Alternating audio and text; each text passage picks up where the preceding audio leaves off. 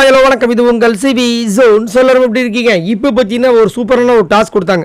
என்னென்னா யாருக்கெல்லாம் PR team இருக்கும் அப்படின்னு. ஏன் திடீர்னு பிக் பாஸ் இந்த டாஸ்க்கை கொடுத்துருக்காங்க அப்படின்னு நான் நினைக்கிறேன். அப்படின்னா நான் நினச்ச விஷயத்த ஜாக்லினே சூப்பராக சொல்லிட்டாங்க. இந்த வீட்டுக்குள்ளே யாரோ ஒருத்தவங்க வந்துட்டு பிஆர் டீம் வச்சுருக்கிறது தெளிவாக வெளியே போயிட்டுருக்கு.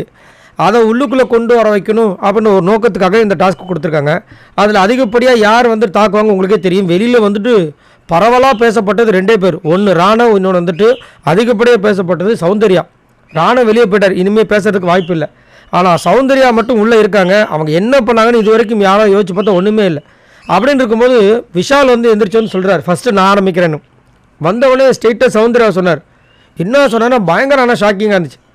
ஃபேட்மேன் ரவீந்தர் தான் வந்து சௌந்தர்யாவோட பிஆர்னு பாருங்க. அங்கே தான் பெரிய ஒரு மேட்ரு. இன்றைக்கி ஒரு பெரிய காமெடி என்னென்னா ஃபேட்மேன் ரவீந்தர் உள்ளே வராரு. அவர் இதை பார்த்துட்டு ஒரு வரதுன்றத பெரிய ஒரு விஷயம். ஏன்னா லைவ் வேறு இல்லையா. காமெடி என்னென்னா வெளியில் வந்துட்டு சௌந்தர்யாவுக்கு இருக்கிற பிஆரை வச்சு வெளுத்து அதனால் வந்து விஷ்ணு டென்ஷன் ஆகி அவங்க ரெண்டு பேருக்கும் பிரச்சனையாகி விஷ்ணு என்ன பண்ணுறாரு, ஃபேட்மேன் ரவீந்தரவங்களுடைய மனைவிக்கு ஃபோன் பண்ணி இந்த மாதிரிலாம் பண்ணவளை வச்சுக்க வேணாம் அப்படின்னு அங்கே சொல்லி இந்த மாதிரி பிரச்சனைலாம் போயிட்டுருக்கு. ஆனால் விஷால் டப்பால் என்ன பண்ணுறாரு, ஃபேட்மேன் தான் வந்துட்டு சௌந்தர்யாவோட பிஆர் இருக்க வாய்ப்பு இருக்குன்ற மாதிரி சொல்கிறார். ஏன் சொல்கிறாருன்னா ஸ்டார்டிங்கில் வந்து சௌந்தர்யா எதுவுமே பண்ணாமல் இருக்கும்போது அவங்கள பேச வைக்கிறதுக்கு நிறைய விஷயங்கள் பண்ணார்.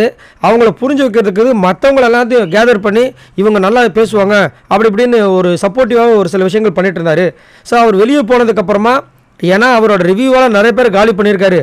அவர் வெளியே போய் நம்மளெல்லாம் காலி பண்ணுறதுக்கு ஏதோ ஒரு வேலை பண்ணியிருப்பாரோ, ஏன் அந்த ஃபேட்மேன் வந்து சௌந்தர்யாவுக்கு பிஆராக இருக்கக்கூடாது அப்படின்ற மாதிரி தோணுதுன்னு ஒரு பயங்கரமான ஒரு விஷயத்தை வச்சுருக்காரு. ஆனால் விஷால் தம்பி அது உண்மை கிடையாது.